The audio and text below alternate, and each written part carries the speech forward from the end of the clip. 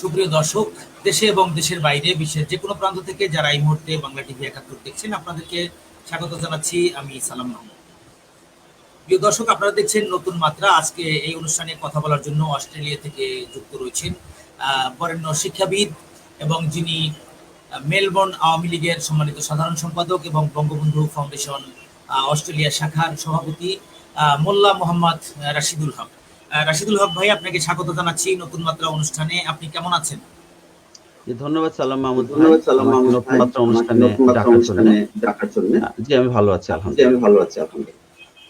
ধন্যবাদ। তো আপনার কাছে আমরা প্রথমেই যে বিষয়টি নিয়ে আলোচনা শুনবো সেটি হচ্ছে যে শিক্ষা প্রতিষ্ঠান বন্ধ থাকায় শিশুরা মানসিক চাপে, শিশুদের দিকে বিশেষ মনোযোগ ও তাদের হাসি খুশি রাখতে অভিভাবকদের প্রতি পরামর্শ বিশেষজ্ঞদের।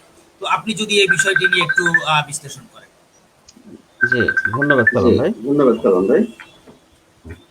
জি, আপনি জানেন যে করোনাকালীন সময়ে শিশুদের প্রচুর সমস্যা হচ্ছে।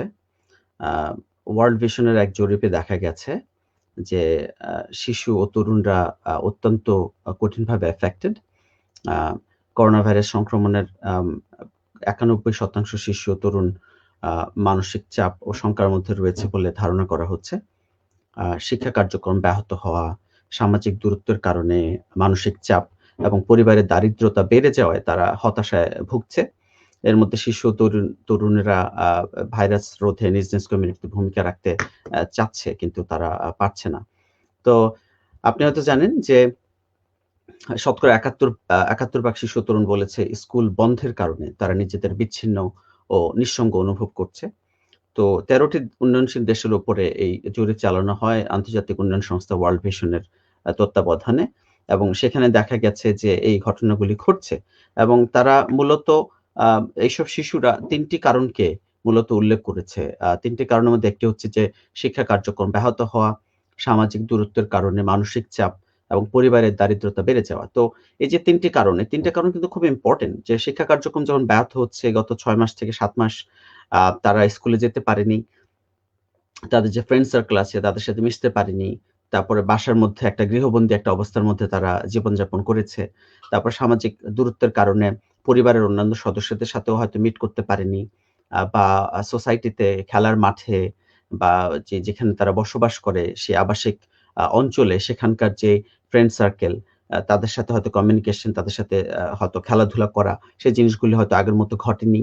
আর তাছাড়া পৃথিবীতে এমন কোনো পরিবার হয়তো নাই বর্তমানে যারা one way or the other তারা COVID-19 এর কারণে ইকোনমিক্যালি এফেক্টেড না হয়েছেন। পৃথিবীতে হয়তো একটা ফ্যামিলিও খুঁজে পাওয়া যাবে কিনা সন্দেহ আছে। আপনি হয়তো ডিরেক্টলি এফেক্টেড হয়তো কেউ হয় নাই। তার হয়তো চাকরি এখনো আছে। আ স্পেশালি যারা সরকারি চাকরি করছেন তাদের হয়তো চাকুরি আছে, সব আছে। বাট ইনডিরেক্টলি পৃথিবীর প্রতিটা মানুষ কিন্তু এফেক্টেড সালাম ভাই। কারণ হচ্ছে যে one way or the other হয়তো কোন প্রোডাক্টের দাম বেড়ে গেছে। হয়তো স্কুলে না যাওয়া সত্ত্বেও তাকে বেতন দিতে হচ্ছে স্কুলের। বাসাতে তাকে কম্পিউটার কিনতে হচ্ছে, সফটওয়্যার কিনতে হচ্ছে, তাকে আ প্রোভাইড করতে হচ্ছে। তো এই যে জিনিসগুলি হচ্ছে, আমি আরো ব্যাপকভাবে বললে আপনি হচ্ছে সুপারমার্কেটে হয়তো জিনিস খুঁজে পাচ্ছেন না, সেগুলোর দাম বেড়ে যাচ্ছে। তারপর হচ্ছে রোগ শোকের কারণে COVID-19 আক্রান্ত হওয়ার কারণে হয়তো হাসপাতালে যেতে হচ্ছে, লক্ষ, লক্ষ টাকার বিল আসছে। তো one way or the other কিন্তু পৃথিবীর প্রতিটা মানুষ COVID-19 এর কারণে এফেক্টেড। সবচেয়ে বেশি এফেক্টেড কিন্তু আমাদের শিশুরা। কারণ কোমলমতি শিশুরা তারা অভ্যস্ত না এই পরিস্থিতিতে। তারা অভ্যস্ত না শিক্ষা কার্যক্রম ব্যাহত হওয়া, স্কুলে না যাওয়া। তারা অভ্যস্ত না যে তারা পরিবারের অন্যান্য সদস্য বা অন্যান্য বন্ধু-বান্ধবদের সাথে মিট করবে না। এটাতে তারা অভ্যস্ত না। তো এই কারণে তারা বিচ্ছিন্ন ও নিঃসঙ্গ অনুভব করতেই পারে। সেক্ষেত্রে মেন্টাল একটা সাপোর্ট আমি মনে করি যে প্রতিটা বাচ্চাকে তাদের প্যারেন্টদের কাছ থেকে দিতে হবে। মেন্টাল একটা সাপোর্ট সমাজের কাছ থেকে আসতে হবে। মেন্টাল একটা সাপোর্ট হয়তো সরকারের কাছ থেকে আসতে হবে। বাংলাদেশের কথা আমি ঠিক জানি না, বাট অস্ট্রেলিয়াতে তারা মিলিয়নস অফ ডলার্স তারা খরচ করছে মানুষের মেন্টাল হেলথ বিল্ড আপ করার জন্যে। কেউ যদি মানসিকভাবে ভেঙে যায় বা ডিপ্রেশন ফিল করে, তার জন্য সরকারি বন্দোবস্ত, সরকারি ব্যবস্থাপনায় আ একজন সাইকিয়াট্রিস্ট দেখানোর বন্দোবস্ত করা হয়েছে। তারপরে হেল্পলাইন আছে। আপনি ফোন করেও আপনি সাহায্য পেতে পারেন যদি আপনি মানসিকভাবে বিপর্যস্ত বোধ করেন। তো অস্ট্রেলিয়া বা বিভিন্ন উন্নত দেশে কিন্তু একটা সিস্টেম, মানুষের মেন্টাল হেলথ এটা কিন্তু খুব ইম্পোর্টেন্ট এইসব দেশে। যে কারণে মেন্টাল হেলথ কে তারা প্রায়োরিটি দেয় এবং সেজন্য তারা মিলিয়নস অফ ডলার্স এবং কখনো বিলিয়নস অফ ডলার্স তারা বাজেটে এটার জন্য অ্যালোকেট করে। কিন্তু বাংলাদেশে মেন্টাল হেলথটা এখনো বাংলাদেশের মানুষ সিরিয়াসলি নেয়নি। মেন্টাল হেলথকে আমরা পাগলামি মনে করি। যারা মেন্টাল যাদের হেল্প প্রয়োজন হয় তাদেরকে আমরা মনে করি যে তারা পাগল, সমাজে তাদের প্রয়োজন নাই বা তাদেরকে যে একটা হেল্প মানসিকভাবে করা দরকার সেই জিনিসটা আমরা আসলে আমাদের সমাজে অভ্যস্ত না বাংলাদেশে। তো সেটাতে এখন আমাদের নতুন করে অভ্যস্ত হতে হবে। আমরা মেন্টালি শুধু অ্যাডাল্টরা না, বাচ্চারাও মেন্টালি ডিপ্রেশনে থাকতে পারে, বিপর্যস্ত হতে পারে। সেজন্য আমি মনে করি যে সরকারিভাবে, সামাজিকভাবে এবং পারিবারিকভাবে এবং ব্যক্তিগতভাবে আমাদের শিশুদের মানসিক অবস্থা নিয়ে কাজ করা উচিত। তাদেরকে জিজ্ঞেস করা দরকার তারা কেমন আছে, তারা লোনলি ফিল করছে কিনা, ডিপ্রেসড ফিল করছে কিনা। সেক্ষেত্রে তাদেরকে যেভাবে করলে ভালো হয়, তাদেরকে হয়তো একটা COVID-19 থেকে বাঁচিয়ে লিমিটেড একটা স্কোপে যদি সামাজিকভাবে তাদেরকে বাইরে নিয়ে যাওয়া যায়, খেলাধুলার ব্যবস্থা করা যায় বা কোনো পার্কে নিয়ে যাওয়া যায় বা কোনো একটা আপনার অ্যামিউজমেন্ট পার্ক বা কোথাও নিয়ে যাওয়া যায় যেখানে মোটামুটি COVID-19 থেকে সেভ করে একটা সামাজিক দূরত্ব মেইনটেইন করে তাদেরকে নিয়ে যাওয়া যায়। আমি মনে করি তাদের জন্য হয়তো এটা বেটার কাজে দিতে পারে। ধন্যবাদ সালাম ভাই। জি, ধন্যবাদ আপনাকে। আমরা অত্যন্ত সুন্দর আলোচনা উপভোগ করছি। এবারে আপনার কাছে আরেকটি বিষয়ে আমরা বিশ্লেষণ শুনবো, সেটি হচ্ছে যে অনলাইনে ভর্তি পরীক্ষা নিয়ে জটিলতা, সম্ভাব্যতা নিরূপণে ত্রিপক্ষীয় বৈঠক মঙ্গলবার।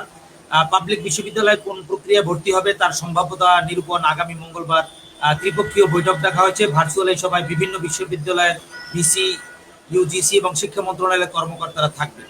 তো এই ভর্তি পরীক্ষা নিয়ে যে জটিলতা, এটি আসলে সমাধান কি বা আপনার দৃষ্টিভঙ্গিতে যদি একটু বিশ্লেষণ করেন। জি, ধন্যবাদ সালাম ভাই। আম আমি ১ম এই বলে নেই যে আমি পরিপূর্ণভাবে আস্থা রাখি আমাদের মাননীয় শিক্ষামন্ত্রী ডক্টর দীপমণি আপার উপরে। উনি অসাধারণ মেধাবী একজন মানুষ এবং উনি আ এসে এইবার যখন উনি শিক্ষামন্ত্রীর দায়িত্ব নিলেন, এরপর থেকে কিন্তু বাংলাদেশের শিক্ষা ব্যবস্থার অভূতপূর্ণ একটা অ আ কি বলে পরিবর্তন এসছে এবং আমরা সেই পরিবর্তন আরো যাতে চলে, সেই পরিবর্তন যাতে পজিটিভলি হয় সেদিকে আমরা আসলে লক্ষ্য রাখছি এবং আমরা আশা করছি সেটা আরো হবে। তো এবছর যে আপনি জানেন COVID-19 এর কারণে এইচএসসি এক্সাম যেটা সেটা হচ্ছে না। সেটার একটা অ্যাসেসমেন্ট হবে। হওয়ার পর এখন বিশ্ববিদ্যালয়ে ভর্তি পরীক্ষার জন্য ছাত্রছাত্রীরা প্রস্তুতি নেবে। তো আপনি জানেন যে সমন্বিত একটা ভর্তি পরীক্ষার কথা অনেকদিন ধরেই চলছে এবং সরকারি ব্যবস্থাপনায় একটা সমন্বিত ভর্তি পরীক্ষা হচ্ছেও। যদিও কোনো বিশ্ববিদ্যালয় সেটার সাথে একমত না। তারা তাদের মতো করে আলাদা করে পরীক্ষা নিচ্ছে প্রতি বছর।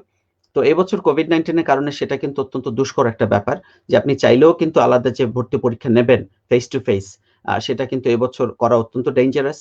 তো এজন্য এবার প্রত্যেককেই কিন্তু হয়তো ডিজিটাল একটা প্ল্যাটফর্মে ভর্তি পরীক্ষা নিতে হবে। এখন সেটা সমন্বিত হোক বা আলাদাভাবে হোক, যেভাবেই হোক হয়তো একটা ডিজিটাল পদ্ধতিতে একটা অনলাইন পদ্ধতিতে একটা ভর্তি পরীক্ষার একটা সিস্টেম সামহাউ এটা করতে হবে। তো সেটা নিয়ে জানি শিক্ষা মন্ত্রণালয় কাজ করছে। মাননীয় শিক্ষামন্ত্রী কাজ করছেন।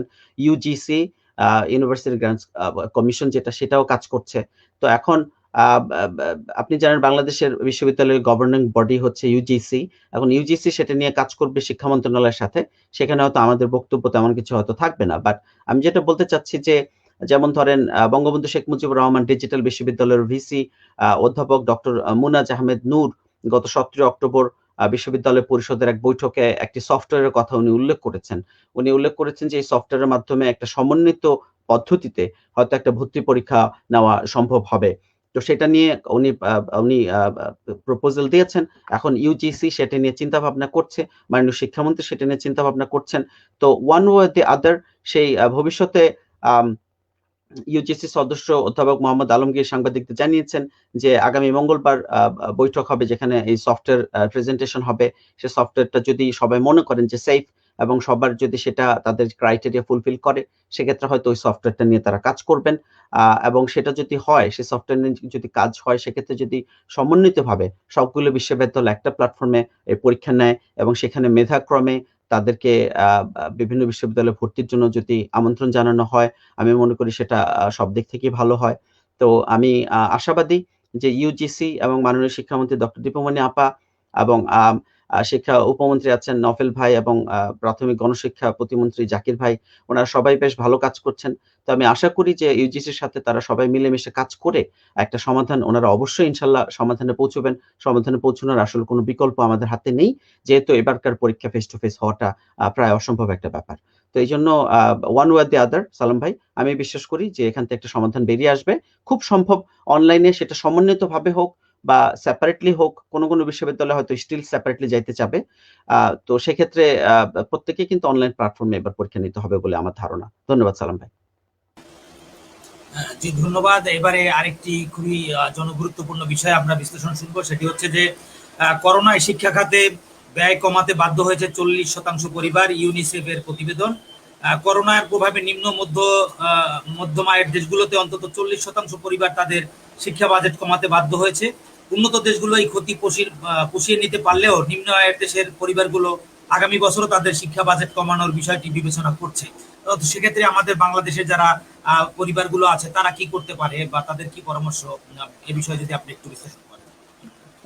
দেখুন সালাম ভাই, সারা বিশ্বেই কিন্তু মানুষ এটার দ্বারা এফেক্টেড হয়েছে। সারা পৃথিবীতে প্রতিটা শিক্ষা প্রতিষ্ঠান সেটার দ্বারা মানে এফেক্টেড হয়েছে। আপনি হয়তো জানেন না যে অস্ট্রেলিয়াতে যে বিশ্ববিদ্যালয়গুলো আছে, আ সেখানে প্রায় ৭,০০০ একাডেমিক তাদের চাকরি চলে গেছে অস্ট্রেলিয়ান বিভিন্ন বিশ্ববিদ্যালয়ে। কারণ হচ্ছে যে আমরা যে ইন্টারন্যাশনাল স্টুডেন্টদের উপর ডিপেন্ড করি, ইন্টারন্যাশনাল স্টুডেন্টরা তারা একে তো আসতে পারছে না, আর দ্বিতীয় হচ্ছে যে কোভিড-19 এর কারণে তারা অস্ট্রেলিয়াতে প্রবেশ করতে পারছে না। তো যেই কারণে আ আ হাজার এমনকি লক্ষ যে ইন্টারন্যাশনাল স্টুডেন্ট আমাদের এখানে আসতে পারত, সেই ইন্টারন্যাশনাল স্টুডেন্ট গুলো কিন্তু আসতে পারছে না। যে কারণে আম বিশ্ববিদ্যালয়ের যে একটা মানে বাজেট, বিশ্ববিদ্যালয় চালানোর জন্য যে একটা টাকার পরিমাণ প্রয়োজন হয়, সেটা কিন্তু তাদের হাতে নাই। তো যেই সমস্যাটার কারণে এখন দেখা যাচ্ছে বিশ্ববিদ্যালয়কে শিক্ষক ছাঁটাই করতে হচ্ছে। তো আমি মনে করি বাংলাদেশেও সিমিলার একটা প্রবলেম সব জায়গাতেই দেখা যাচ্ছে যে বাংলাদেশে যে কলেজ আছে, বিশ্ববিদ্যালয় আছে বা স্কুল আছে যেগুলো প্রাইভেট স্পেশালি, সে প্রাইভেট স্কুল, কলেজ, বিশ্ববিদ্যালয়গুলোকে কিন্তু এখন খুব ঝামেলায় পড়তে হয়েছে। কোভিড-19 এর কারণে তারা স্টুডেন্টকে আনতে পারছে না। আবার স্টুডেন্টের পিতামাতারা চিন্তা করছে যে, আমরা যেহেতু কোভিড-19 এর কারণে বাচ্চারা স্কুলে যাচ্ছে না, আমরা কেন টাকা দিব? এবং এটা একটা পয়েন্ট। দ্বিতীয় পয়েন্ট হচ্ছে যে যে আ তারা প্রতিটা পরিবার, আপনি একটু আগে বলেছি আমি, প্রতিটা পরিবার কিন্তু ফিন্যান্সিয়ালি এফেক্টেড হয়েছে one way or the other। তো যেহেতু তারা ফিন্যান্সিয়ালি এফেক্টেড হয়েছে, তাদের হয়তো দেখা যাচ্ছে যে 50-60% ফ্যামিলিজ বাংলাদেশে তারা ডিরেক্টলি ইমপ্যাক্টেড হয়েছে। তাদের হয়তো যারা সরকারি চাকরি করছেন এরা ছাড়া, স্পেশালি যারা প্রাইভেট চাকরি করছে বা গার্মেন্টস এ চাকরি করছে বা নিম্ন মধ্যবিত্ত যেসব যারা কাজ করছে, ব্যাংকে কাজ করছে বা বিভিন্ন জায়গায় কাজ করছে, তারা অনেকেই কিন্তু চাকরি হারিয়েছেন বা অনেকেই কিন্তু তাদের যেই জব যে পার্সেন্টেজ বা ফ্র্যাকশন কমে গেছে বা যারা ব্যবসা করতেন তাদের ব্যবসার আয় কমে গেছে। তো একদিকে যেরকমভাবে পরিবারের আয় কমে গেছে, তারা কিন্তু আগের মতো করে বেশি টাকা দিয়ে প্রাইভেট বিশ্ববিদ্যালয় বা প্রাইভেট স্কুল কলেজে তাদের ছেলেমেয়েদের পড়াতে তারা কিন্তু হিমশিম খাচ্ছেন। আর সেকেন্ড যেটা মেন্টাল প্রবলেম, সেটা হচ্ছে যে তারা হয়তো চিন্তা করছেন যে আমার বাচ্চা স্কুলে যাচ্ছে না, আমি কেন স্কুল ফি দিব? এত টাকা স্কুল ফি আমি কেন সেটা দেব? কিন্তু তারা হয়তো এটা বুঝতে পারছেন না যে বাচ্চা স্কুলে যাক বা না যাক, স্কুলের যে কস্ট সেটা কিন্তু স্কুলকে রান করতে হচ্ছে। স্কুল যেই বাসা ভাড়া নিয়েছে সেটা রেন্ট দিতে হচ্ছে। স্কুলের যে স্টাফ তাদেরকে কিন্তু বেতন দিতে হচ্ছে, সেলারি দিতে হচ্ছে। তো এখন যদি প্যারেন্টরা স্কুলের বেতন না দেন, তাহলে কিন্তু স্কুল চলবে না। স্কুলের শিক্ষকদের বেতন দেওয়া সম্ভব হবে না এবং স্কুলের যে ভাড়া বা স্কুলের যে রানিং কস্ট, একটা স্কুলের রানিং কস্ট কিন্তু প্রচুর। এটা হয়তো আমরা চোখে দেখি না। বাট এটা কিন্তু হিডেন কস্ট ব্যাপক। তো একটা স্কুল, কলেজ, বিশ্ববিদ্যালয়ের যে হিডেন কস্ট একটা স্কুল রান করার জন্যে, সেটা কিন্তু তারা চালাতে পারবেন না যদি প্যারেন্টদের কাছ থেকে টাকাটা না আসে। আর প্যারেন্টরা কিন্তু সেই টাকাটা দিতে পারছেন না যদি তাদের সে আয় না থাকে। এখন একটা সমস্যা হচ্ছে আয়, তাদের আয় নাই, আয় কমে গেছে বা চাকরি চলে গেছে। আর সেকেন্ড হচ্ছে তারা চিন্তা করছেন আমার বাচ্চা বাসায় বসে পড়ছে। আমি কেন এত টাকা স্কুলকে দেব বা ইউনিভার্সিটিকে দিব বা কলেজকে দিব। তো এই ২ টা প্রবলেম আমি মনে করি যে একটা দুষ্ট চক্র, একটা ব্যাড সাইকেল হিসেবে কাজ করছে। এই সাইকেল থেকে আমাদের বের হয়ে আসতে হবে। ১ নম্বর বের হয়ে আসতে হবে যে আমাদের ইকোনমি আবার রিইনস্টেট করতে হবে, যেটা হয়তো ইকোনমি ঘুরে দাঁড়াচ্ছে বাংলাদেশে। তো ইকোনমি যদি ঘুরে দাঁড়ায় এবং বাংলাদেশের যারা চাকরি হারিয়েছেন বা ফিন্যান্সিয়ালি এফেক্টেড হয়েছেন বা যারা ব্যবসায় ফিন্যান্সিয়ালি এফেক্টেড হয়েছেন, তারা যখন আবার ঘুরে দাঁড়াবেন, আমি জানি, আমি মোটামুটি 100% সিওর ইনশাআল্লাহ আবার আমরা ঘুরে দাঁড়াবো। তো ঘুরে দাঁড়ালে তখন হয়তো যখন পরিবারের যে ইনকাম সেটা যখন আবার আগের মতো হয়ে যাবে, তখন হয়তো সমস্যাগুলি হবে না। কিন্তু যতদিন পর্যন্ত পরিবারের ইনকাম না থাকবে বা কম থাকবে, ততদিন পর্যন্ত কিন্তু বাবা-মা চাইলেও ওই বাচ্চার স্কুল, কলেজ, বিশ্ববিদ্যালয়কে টাকা দিতে পারছে না। আর যে মেন্টাল ইস্যু সেটা থেকে আমাদের উঠে আসতে হবে। যে কারণ হচ্ছে যে আমি যদি চিন্তা করি যে আমার বাচ্চা স্কুলে যাচ্ছে না, কিন্তু আমি কেন স্কুলকে বেতন দিব? এভাবে চিন্তা করলে হবে না। আমাকে চিন্তা করতে হবে আমার বাচ্চা স্কুলে যাক বা না যাক, সে কিন্তু অনলাইনে পড়াশোনা করছে। আর স্কুলে যদি সে নাও যায়, স্কুলটাকে কিন্তু রান করতে হবে। স্কুলকে রান করতে হবে। স্কুল যদি রান না করে আমার বাচ্চা কিভাবে পড়াশোনা করবে? তো সুতরাং সব দিক থেকেই আমার মনে হয় সব পার্টির দিকে তাকিয়েই আমাদের প্যারেন্টদেরকেও আমাদের সহযোগিতার হাত বাড়াতে হবে। স্কুল কলেজকেও আমাদের সহযোগিতার হাত বাড়াতে হবে। স্কুল কলেজকে হয়তো চিন্তা করতে হবে যে আমি যে প্রফিটটা করতাম এই কলেজ থেকে বা স্কুল থেকে বা বিশ্ববিদ্যালয় থেকে, সে প্রফিটটা হয়তো আমি করলাম না। সে প্রফিটের একটা অংশ যদি আমি বেতনের একটা ডিসকাউন্ট হিসেবে দিয়ে দিই, বেতনের 20%, 30%, 40% যদি আমরা ডিসকাউন্ট দেই, যে ঠিক আছে আমি এই প্রফিট করব না, যারা বোর্ড অফ ট্রাস্টি আছেন বা যারা মালিক আছেন, তারা যদি চিন্তা করেন যে না আমি একটা বছর অন্তত আমি টাকা নিব না, মুনাফা করব না, প্রফিট নিব না এই শিক্ষা প্রতিষ্ঠান থেকে, সেক্ষেত্রে বিশ্ববিদ্যালয়, কলেজ বা স্কুল প্রাইভেট, তারা কিন্তু প্রত্যেকেই ডিসকাউন্ট করতে পারে বেতন আমার হিসাবে। তো তারা যদি বেতনটা ডিসকাউন্ট করে, এটা কিন্তু একটা রিলিফ হয় ওই এফেক্টেড প্যারেন্টদের জন্য। তো আমি মনে করি যে both party they have to work together, যে বিশ্ববিদ্যালয় বা কলেজ স্কুলগুলোকেও বেতনকে ডিসকাউন্ট দিতে হবে, আর প্যারেন্টদেরও এই বেতনটা চালিয়ে যেতে হবে টু এ সার্টেন এক্সটেন্ট, যতটা তারা অ্যাফোর্ড করতে পারেন। তো এই দুটো যদি একসাথে হয়, আমি বিশ্বাস করি যে ইনশাল্লাহ এই সমস্যা থেকে আমরা বেরিয়ে আসতে পারবো। ধন্যবাদ সালাম ভাই। জি, ধন্যবাদ আপনাকে। হচ্ছে না 1 জানুয়ারির বই উৎসব, আবারও বাড়লো শিক্ষা প্রতিষ্ঠানের ছুটির মেয়াদ। তো এই দফায় ছুটি বেড়েছে 14ই নভেম্বর পর্যন্ত। তো আমরা যেটি দেখেছি যে বরাবর 1 জানুয়ারি যে বই উৎসব হয় এবং সেদিনই ছাত্রদের হাতে সরকারি বই তুলে দেওয়া হয় এবং সেদিন থেকেই একটা পড়াশোনায় নতুন একটা গতি হয়। কিন্তু এইবার সেই বই উৎসব হচ্ছে না এবং ছুটির মেয়াদ শিক্ষা প্রতিষ্ঠানে আবারও বাড়লো। তাহলে এটা আসলে আমাদের শিক্ষার্থীদের জন্য কেমন হবে বলে আপনি মনে করছেন? ধন্যবাদ সালাম ভাই। আপনি জানেন যে বাংলাদেশে কোভিড-19 সিচুয়েশনের আসলে তেমন কোনো উন্নতি ওইভাবে হয়নি। আম আসলে ১৭ কোটি মানুষের দেশে কোভিড-19 কে নিয়ন্ত্রণ করা অত্যন্ত ডিফিকাল্ট। আ বা যে আপনি জানেন পৃথিবীতে অত্যন্ত খুব কম সংখ্যক দেশ, মনে করেন নিউজিল্যান্ড, অস্ট্রেলিয়া, আ সাউথ আম কোরিয়া, জাপান, আ মাত্র, এবং ফিলিপিন্স, এবং খুব সম্ভব ফিলিপিন্স না, ভিয়েতনাম, আ বা এবং হচ্ছে আম আ ক কম্বোডিয়া বা এই সিঙ্গাপুর। এরকম খুব অল্প সংখ্যক কিছু দেশ, মেক্সিমাম হয়তো ১০ থেকে ১৫ টা দেশ হবে। তারা এই মুহূর্তে কোভিড-19 এর সিচুয়েশন এ একটা বেটার সিচুয়েশন এ আছে। কিন্তু এছাড়া পৃথিবীর বাকি সমস্ত দেশ কিন্তু অত্যন্ত খারাপ একটা অবস্থার মধ্যে দিয়ে যাচ্ছে। আপনি জানেন যে ইউনাইটেড স্টেটস অফ আমেরিকা, তারা হচ্ছে পৃথিবীর সবচেয়ে বেশি ক্ষতিগ্রস্ত কোভিড-19 এর কারণে। অথচ তারা কিন্তু, আমরা ধরে নিই যে পৃথিবীর number 1 country according to GDP of economy. তো এখন ইকোনমির জিডিপি দিয়ে যদি আপনি তাকান, পৃথিবীর নাম্বার 1 কান্ট্রি হচ্ছে ইউএসএ। সেই ইউএসএ যেখানে করোনাকে হ্যান্ডেল করতে পারছে না, তাদের পৃথিবীর সবচেয়ে বড় ইকোনমি থাকা সত্ত্বেও, পৃথিবীর সবচেয়ে বড় মেডিকেল ফ্যাসিলিটিস থাকা সত্ত্বেও, পৃথিবীর সবচেয়ে বেশি মেডিকেল যে ট্রিটমেন্ট সিস্টেম থাকা সত্ত্বেও, তারা যেখানে কোভিড-19 কে হ্যান্ডেল করতে পারছে না, বাংলাদেশের জন্য কিন্তু এটা অত্যন্ত চ্যালেঞ্জিং একটা ব্যাপার। তো সেই তুলনায় আমি একটা ব্যাপারে খুশি, আমরা যা দেখছি তাতে মনে হচ্ছে বাংলাদেশী মানুষদের যে রোগ নিয়ন্ত্রণ যে ক্ষমতা, রোগ প্রতিরোধ ক্ষমতা বা ইমিউনিটি ফ্রম ডিজিজ, সেটা আমার কাছে মনে হচ্ছে একটু ভালো অবস্থায় আছে। যে কারণে বাংলাদেশে হয়তো মৃতের হার অত ব্যাপক না, বা বাংলাদেশে কোভিড-19 মানুষ এফেক্টেড হচ্ছেন, তারা আবার সেখান থেকে বেরিয়ে আসছেন। যাদের ইমিউন সিস্টেম অত্যন্ত খারাপ, যাদের ইমিউন সিস্টেমের অবস্থা খুব একটা ভালো না, তারা খুব একটা এফেক্টেড হচ্ছেন। তো সেই দিক থেকে তাকালে আমি মনে করি যে বাংলাদেশে কোভিড-19 সিচুয়েশন এর যে অবস্থা, আ এই ক্ষেত্রে যদি কোমলমতি শিক্ষার্থীদেরকে স্কুলে নেয়া হয়, তাহলে এটা কিন্তু একটা দাবানলের মতো করে একটা ইমপ্যাক্ট এটা হবে। কোমলমতি শিশুদের মধ্যে অনেকেরই হয়তো ইমিউন সিস্টেম খারাপ থাকতে পারে। কারণ বাংলাদেশে পুষ্টিকর খাবার হয়তো ওইভাবে দেয়া হচ্ছে না, বা বাংলাদেশের যে বায়ু দূষণ, বা বাংলাদেশের যে এনভায়রনমেন্টাল কিছু ইমপ্যাক্ট আমাদের বডিতে থেকে যায়, সেই দিক থেকে তাকালে শিশুদেরকে, তাদেরকে কিন্তু এই কোভিড-19 এর মুখোমুখি করিয়ে দেওয়ার আমাদের কোনো প্রয়োজন আমি দেখি না। তো সেক্ষেত্রে মাননীয় শিক্ষামন্ত্রী যে সিদ্ধান্ত নিয়েছেন, যে উনি যে ডেট বাড়িয়ে দিয়েছেন, সেটাকে আমি সমর্থন করি। তো সেক্ষেত্রে আমি মনে করি যে এটা ভালো। আম কিন্তু আপনি যেটা বললেন যে এটার সাথে কিন্তু ওই বুক ফেয়ার এর আমি ডিরেক্ট ওইভাবে সম্পর্ক দেখছি না। কারণ এটা হচ্ছে যে আপনার স্কুল খুলছে কি খুলছে না, এটা একটা কারিকুলাম শিক্ষা বোর্ড এটার সাথে সম্পৃক্ত।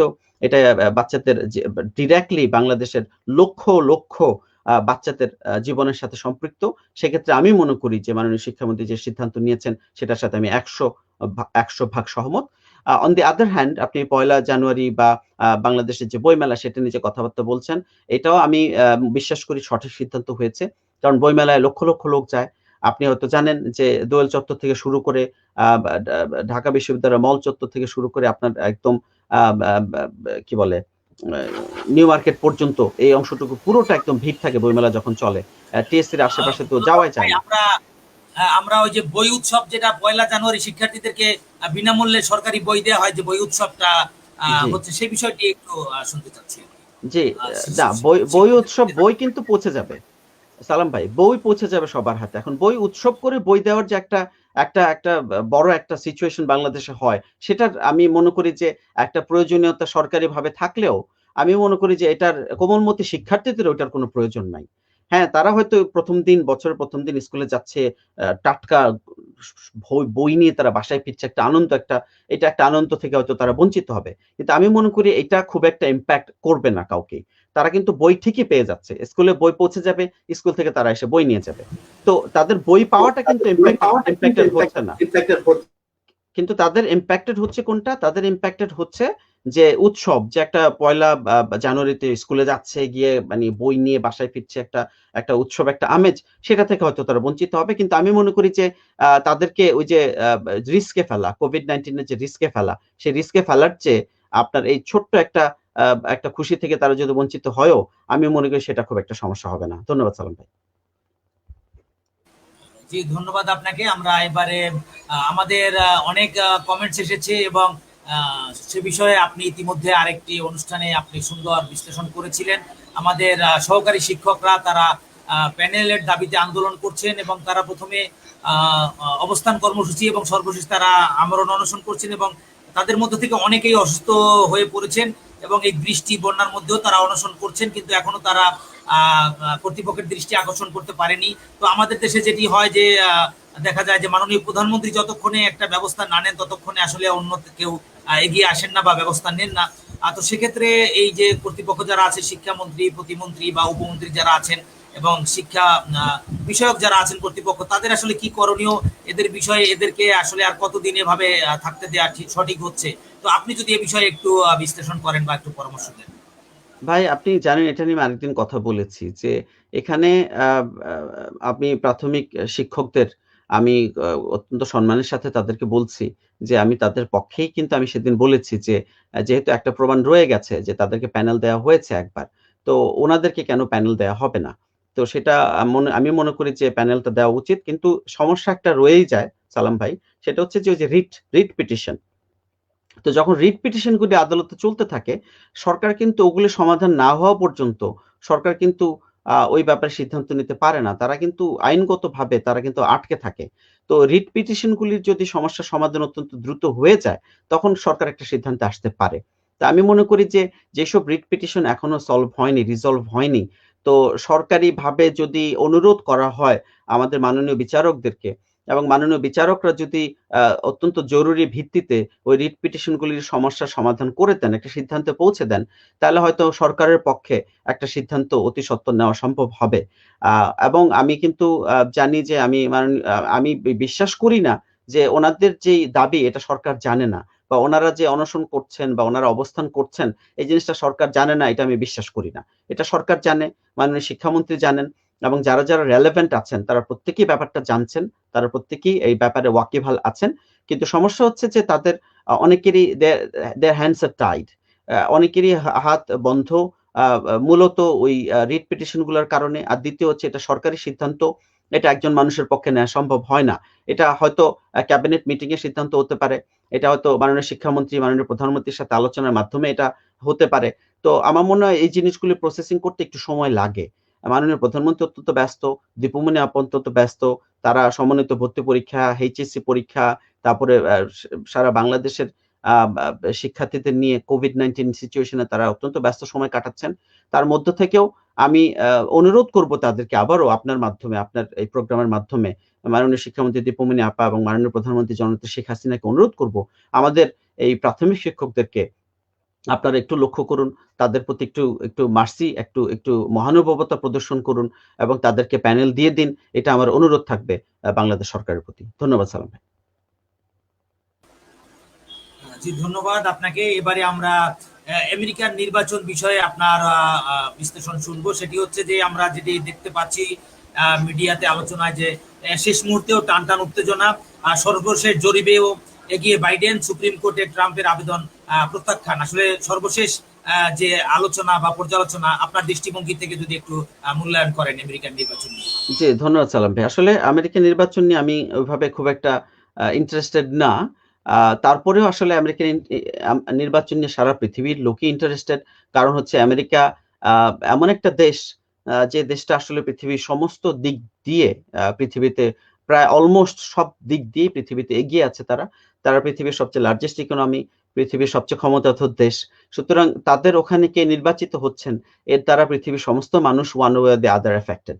তো এখন আমেরিকার যে নির্বাচন হচ্ছে, আপনি জানেন যে সেখানে দুটো party, Republican party, Democrat party, তাদের মধ্যে নির্বাচন হচ্ছে এবং সেখানে প্রেসিডেন্সিয়াল একটা নির্বাচন হচ্ছে। এখানে রিপাবলিকান প্রার্থী ডোনাল্ড ট্রাম্প, উনি দ্বিতীয়বার নির্বাচনের জন্য উনি দাঁড়িয়েছেন। আর আরেকদিকে আপনার যে আরেকজন ডেমোক্রেট পদপ্রার্থী জো বাইডেন, উনি মার্কিন প্রেসিডেন্ট বারাক ওবামার সাথে ৮ বছর ভাইস প্রেসিডেন্ট হিসেবে কাজ করেছেন এবং ওনার বর্তমান বয়স ৭৮। উনি মনে হয় আমেরিকার ইতিহাসে সবচেয়ে সবচেয়ে বৃদ্ধ বয়সী প্রেসিডেন্ট পদপ্রার্থী। ৭৮ বছর বয়সী প্রেসিডেন্ট পদপ্রার্থী আমেরিকাতে এর আগে কেউ ছিল না। On the other hand Donald ট্রাম্পও কিন্তু বয়স্ক, উনি ৭৪ বছর বয়স। তো ওনারা দুজনই নির্বাচনে লড়ছেন এবং এই নির্বাচন অন্যান্য নির্বাচনের চেয়ে একটু ডিফারেন্ট। আপনি জানেন যে আমেরিকান নির্বাচন যে ব্যবস্থা সেটা একটু ডিফারেন্ট। এখানে সর্বোচ্চ ভোটে পাশ করেন না কেউ। যেরকম ২০০০ সালে জর্জ বুশ এবং ২০১৬ সালে ডোনাল্ড ট্রাম্প, ওনারা কিন্তু সর্বোচ্চ ভোটে পাশ করেননি। ওনারা সর্বোচ্চ ভোটে কিন্তু, যেমন ২০১৬-তে ডোনাল্ড ট্রাম্পের চেয়ে হিলারি ক্লিনটনের ভোট বেশি ছিল। পপুলার ভোট, জনগণের ডাইরেক্ট ভোটটা কিন্তু বেশি ছিল। কিন্তু আমেরিকান নির্বাচনে প্রেসিডেন্ট নির্বাচিত কিন্তু পপুলার ভোটে হয় না, তারা ইলেকটোরাল ভোটে তারা নির্বাচিত হন। আপনি হয়তো জানেন যে আমেরিকাতে প্রতিটা স্টেটে আপনার তার জনসংখ্যার উপর ভিত্তি করে বিভিন্ন ইলেকটোরাল কলেজ ভোট ক্যান্ডিডেট ওখানে দিয়ে দেওয়া হয়। যেরকম ভাবে মনে করেন নিউ ইয়র্কে ২৯ জন, ফ্লোরিডাতে ২৯ জন, টেক্সাসে ৩৮ জন, ক্যালিফোর্নিয়াতে ৫৫ জন, ওয়াইমিং এ ৩ জন। এরকম দেখেন একটা স্টেট ওয়াইমিং, সেখানে ৩ জন। আবার ক্যালিফোর্নিয়ার মতো স্টেটে কিন্তু ৫৫ জন। কিন্তু এটা কিন্তু আপনি যদি স্টেটের সাইজ হিসাব করেন, সাইজ হিসাব করলে কিন্তু হবে না, এটা হিসাব করতে হবে পপুলেশন। এখন পপুলেশন হিসাব করলে ক্যালিফোর্নিয়াতে দেখেন ৫৫ জন ইলেকটোরাল ভোটার। তো এখন জনগণ যখন ভোট দেয়, তারা যদিও ডোনাল্ড ট্রাম্পকে ভোট দিচ্ছে বা জো বাইডেনকে ভোট দিচ্ছে, কিন্তু মূলত কিন্তু তারা ভোট দিচ্ছে ডিরেক্টলি জো বাইডেনকে না বা ডিরেক্টলি ডোনাল্ড ট্রাম্পকে না। তারা ভোট দিচ্ছে তাদের ওই নির্বাচনী এলাকায় যে ইলেকটোরাল ক্যান্ডিডেট, তাকে কিন্তু ভোট দিচ্ছে। এখনো ইলেকট্রাল ক্যান্ডিডেটের নাম কখনো কখনো ডোনাল্ড ট্রাম্পের নিচে লেখা থাকে বা জো বাইডেনের নিচে লেখা থাকে। তো দুই পক্ষেরই ইলেকট্রাল ক্যান্ডিডেট থাকেন। তো তাদেরকে জনগণ যখন ভোট দেয়, ভোট দিলে ওই ইলেকট্রাল যে ক্যান্ডিডেট তিনি নির্বাচিত হন। তখন এই যে সারা আমেরিকাতে প্রায় ৫৩৮ জন এরকম ইলেকট্রাল ভোটার নির্বাচিত হন। এই ৫৩৮ জন ডিটারমাইন করেন যে কে নেক্সট প্রেসিডেন্ট হবে। এর মধ্যে ২৭০টা ভোট যে নিশ্চিত করতে পারে, সেই কিন্তু ভোটে জিতে যায়। যেমন ২০১৬ সালে দেখেন ডোনাল্ড ট্রাম্প পপুলার ভোটে হেরে গেলেও এই ৫৩৮টা ভোটের মধ্যে ৩০৮টা কিন্তু উনি সিকিউর করতে পেরেছিলেন, ৩০৪টা। তো ৩০৪টা ইলেকট্রাল ভোট পেয়ে ডোনাল্ড ট্রাম্প কিন্তু ২০১৬ সালে উনি মার্কিন প্রেসিডেন্ট নির্বাচিত হন। অথচ হিলারি ক্লিনটন পপুলার ভোট সর্বোচ্চ পেলেও, ডোনাল্ড ট্রাম্পের চেয়ে বেশি ভোট পেলেও ইলেকট্রাল ভোট কিন্তু উনি পেয়েছেন কম, মাত্র ২২৭টা। তো এইভাবে এখন সমস্যাটা হয়, খেলাটা হয় যে ইলেকট্রাল ভোট যারা পাচ্ছেন ৫৩৮ জন যারা নির্বাচিত হবেন, তারা কাকে আপনার প্রেসিডেন্ট নির্বাচিত করবেন। তো মূলত নরমালি যেটা হয় ডেমোক্রেট প্রার্থী ইলেকট্রাল ভোটার যারা পাশ করেছেন তারা ডেমোক্রেট প্রার্থীকে ভোট দেন, যারা রিপাবলিকান পাশ করেছেন তারা রিপাবলিকান প্রার্থীকে ভোট দেন। কখনো কখনো একটু ঝামেলাও হয়।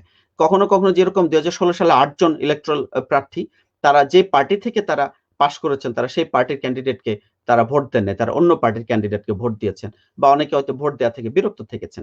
তো এখন তো ইলেকট্রাল ভোটের যে সিস্টেমটা, এটা খুব এটা মার্কিন নির্বাচনে বেশ একটা বড় রোল প্লে করে। তো এখন আপনি হয়তো জানেন কিনা জানি না যে কোভিড-১৯ এর কারণে এখন যে ভোটিং চলছে, পোস্টাল ব্যালট ভোট চলছে। সেই ভোটের ক্ষেত্রে আমরা দেখেছি বা অগ্রিম ভোট যারা দিয়েছেন, প্রায় ৮ কোটির মতো ভোট অলরেডি দেওয়া হয়েছে আমেরিকাতে। যার মধ্যে প্রায় 5 কোটির উপরে প্রায় ব্যালট ভোট মানে ডাকে এসছে। তো সেখানে হিসাব করে দেখা গেছে, যতটুকু আমি জেনেছি, যে জো বাইডেন 64% বা 64% ভোট উনি সিকিউর করেছেন।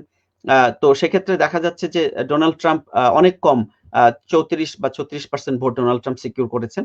তো সেই দিক থেকে যদি দেখা যায় যে ট্রেন্ড কি দেখা যাচ্ছে, ট্রেন্ড যদি দেখা যায় এখন পর্যন্ত যা ভোট পড়েছে তাতে ডোনাল্ড ট্রাম্প কিন্তু হয়তো জিততে নাও পারেন, সেক্ষেত্রে জো বাইডেনের জেতার একটা সম্ভাবনা কিন্তু দেখা যাচ্ছে।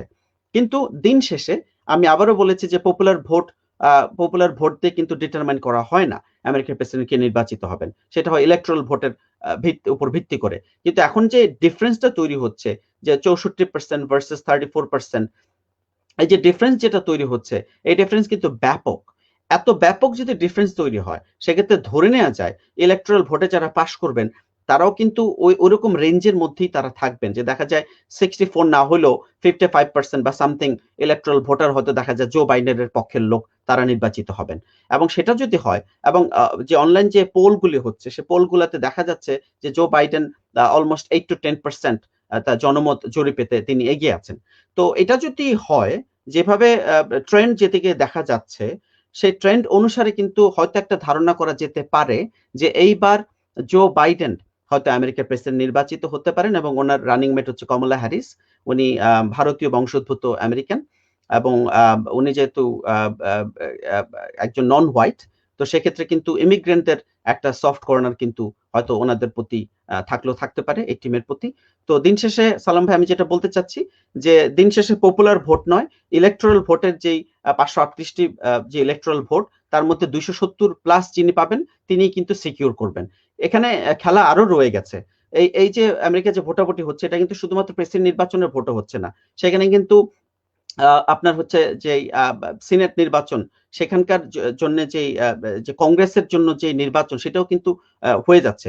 এখন আপনি জানেন যে তাদের যে হাউস, সেই হাউসে কিন্তু 435টা সিট, সেই সিটের বর্তমান দখলদার হচ্ছে ডেমোক্রেট পার্টি, যদিও প্রেসিডেন্ট রিপাবলিকান পার্টির, কিন্তু হাউস কিন্তু ডেমোক্রেটদের কন্ট্রোলে। কিন্তু তারা কিন্তু এখন সিনেটেও কন্ট্রোল চাচ্ছে ডেমোক্রেটরা। প্রায় 33টা সিট আছে সিনেটের, সেই সিনেটের 33টা সিটের মধ্যেও ডেমোক্রেটরা চাচ্ছেন তাদের যাতে একটা সে থাকে। তো এবার এখন যেদিকে ট্রেন্ড যাচ্ছে, আমি যদি ভুল না জানি, তাহলে হয়তো এবার প্রেসিডেন্ট হিসাবে জো বাইডেন, এবং যেই হাউস এবং যে সিনেট, হয়তো তিনোটাতেই ডেমোক্রেটদের একটা মেজরিটি থাকতে পারে বলে আমার মনে হয়েছে। তো এই জন্য আমি মনে করি যে দেখা যাক, আরো সময় আছে, দেখা যাক যে কোন দিকে বাতাস যাচ্ছে। তবে যদি সব এখনকার আজকে পর্যন্ত যদি হিসাব নিকাশ যা আছে, সেটা যদি আগামী কয়েকদিনের মধ্যে পুরোপুরি পাল্টে না যায়, তাহলে ধরে নেওয়া যায় যে হয়তো জো বাইডেন আমেরিকার নেক্সট প্রেসিডেন্ট হিসাবে নির্বাচিত হতে যাচ্ছেন। ধন্যবাদ সালাম ভাই। জি, অনেক ধন্যবাদ মোল্লা রাশিদুল হক ভাই, আপনি অনেক সুন্দর আলোচনা করেছেন। যারা তখন দেশে বিদেশে এই অনুষ্ঠানটি উপভোগ করেছেন এবং পরবর্তীতেও যারা দেখবেন, সকলের পক্ষ থেকে আপনাকে অনেক অনেক শুভেচ্ছা, অনেক অনেক কৃতজ্ঞতা, অনেক অনেক ধন্যবাদ জানাচ্ছি আমাদের বাংলা টিভি 71 পক্ষ থেকে। আপনাকে, বাংলা টিভি 71কে, বাদল ভাইকে, আপনাদের সবাইকে আমার আন্তরিক ধন্যবাদ ভাই। প্রিয় দর্শক, এতক্ষণ আপনারা উপভোগ করলেন আপনাদের প্রিয় অনুষ্ঠান নতুন মাত্রা, এবং অস্ট্রেলিয়া থেকে যুক্ত হয়ে দেশের বিশিষ্ট শিক্ষাবিদ এবং যিনি একজন আওয়ামী লীগের নেতা, তিনি অনেক সুন্দর কথামালা আমাদের উপহার দিয়েছেন। পরবর্তী অনুষ্ঠানে আবার কথা হবে। সবাই ভালো থাকবেন, সুন্দর থাকবেন এবং বাংলা টিভি 71-এর সঙ্গে থাকবেন। আল্লাহ হাফেজ।